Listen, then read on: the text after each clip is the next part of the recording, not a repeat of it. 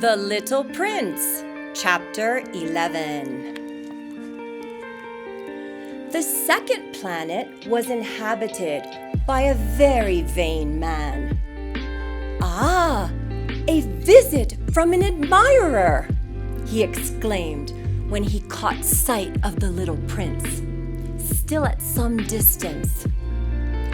To vain men, other people are admirers. "Hello," said the little prince.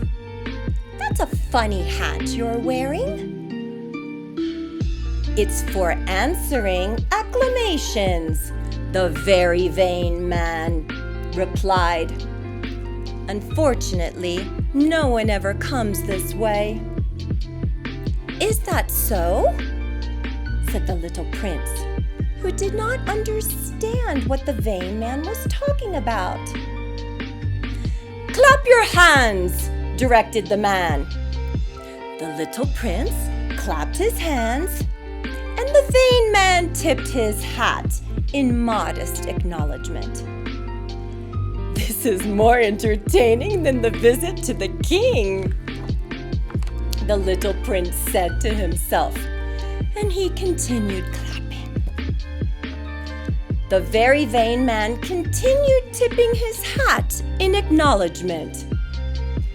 After 5 minutes of this exercise, the little prince tired of the game's monotony.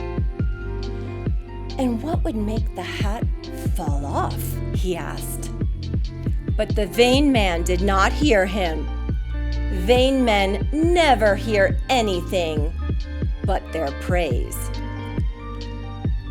"Do you really admire me a great deal?" he asked the little prince. What does that mean? Admire?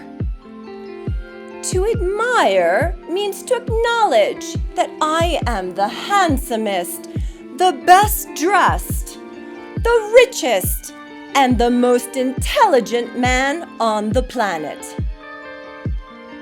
But you're the only man on the planet. Do me this favor. Admire me all the same." "I admire you," said the little prince, with a little shrug of his shoulders. "But what is there about my admiration that interests you so much?" And the little prince went on his way. "Grown-ups are certainly very strange," he said to himself as he continued on his journey. Chapter 12 of The Little Prince. The next planet was inhabited by a drunkard. This visit was a very brief one, but it plunged the little prince into a deep depression. "What are you doing there?" he asked the drunkard, whom he'd found sunk in silence before a collection of empty bottles and a collection of full ones. "Drinking," replied the drunkard, with a gloomy expression. "Why are you drinking?" the little prince asked. "To forget," replied the drunkard. "To forget what?" inquired the little prince, who was already feeling sorry for him. "To forget that I'm ashamed," confessed the drunkard, hanging his head. "What are you ashamed of?" inquired the little prince, who wanted to help. "Of drinking," concluded the drunkard, withdrawing into silence for good. And the little prince went on his way, puzzled. "Grown-ups are certainly very, very strange," he said to himself as he continued on his journey. Now I have a few questions for you about Chapter 11. A comprehension question. What does the vain man want or desire?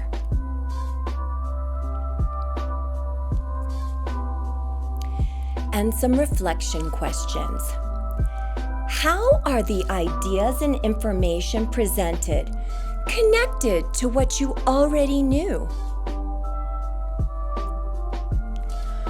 What new ideas did you get that extended or broadened your thinking in new directions? What challenges or puzzles have come up in your mind from the ideas and information presented. Do you agree with the vain man's definition of admire?